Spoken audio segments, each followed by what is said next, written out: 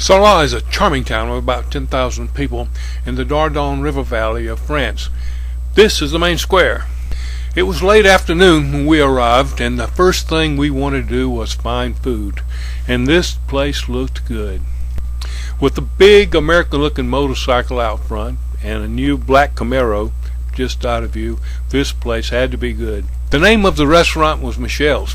I asked the blonde waitress if that was her name, but she said it wasn't. I had the escargot confit, but my travel bud was not as adventurous. Snails are good food. Like all medieval cities, Sarlat has very narrow streets. It was onset of evening when we started our walking tour.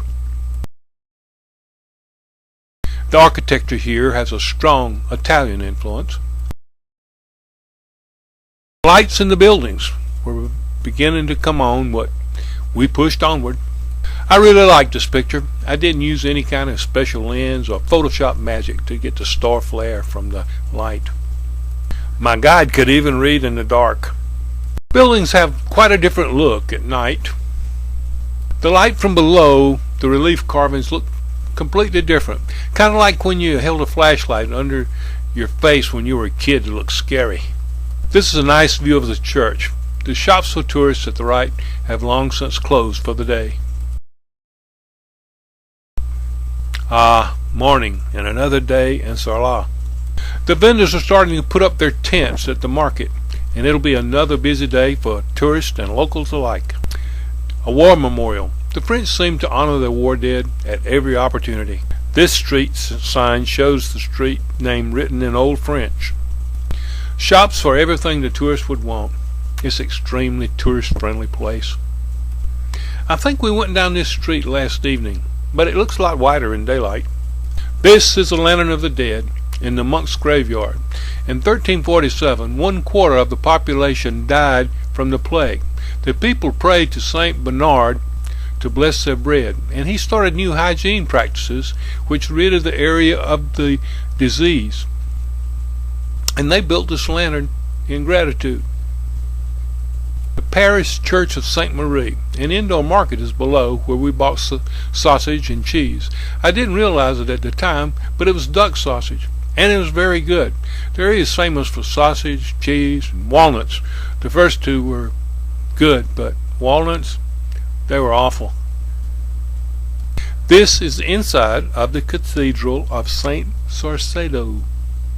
The faithful believe that Mary delivered them from the plague in 1348. 1 out of every 4 Frenchmen died in that plague. This cathedral in Dordogne is much less ornate than most of the cathedrals of this era in the rest of France. I enjoy stained glass windows, and I like taking photographs of stained glass windows. The backlight from the sun gives them such a luminous quality. This is Rue de la Salamandre. Notice the staircase tower in the center. There are over 20 of these in the city. Here I am in the center of the Square of the Geese. Sarlat is the center of the foie gras producing area of France. Foie gras is fat goose or duck liver, and it is absolutely delicious. For generations, this was the town's only water source, and protected by the Virgin Mary. This sign says it all. The street of the Salamander twists and turns throughout the town. Notable buildings have informative signage. The windows in the lobby of our hotel were being washed when we were leaving to go to the goose farm. We found the goose farm at the end of a gravel road, La Ferme de l'Angle. At the farm we met Cyril. He was picking figs when we got there. Cyril spoke no English, and his English-speaking wife, Christiane, was away. The goose seemed happy to follow Cyril around like a puppy dog. We asked Cyril to show us how he force-fed the geese.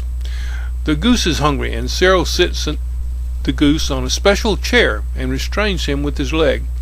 And then he inserts the feeding tube into his bill and throat.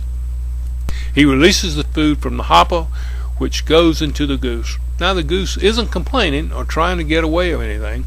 Feels the goose to see if if it can receive more food. You can feel the food right through the goose feathers and skin.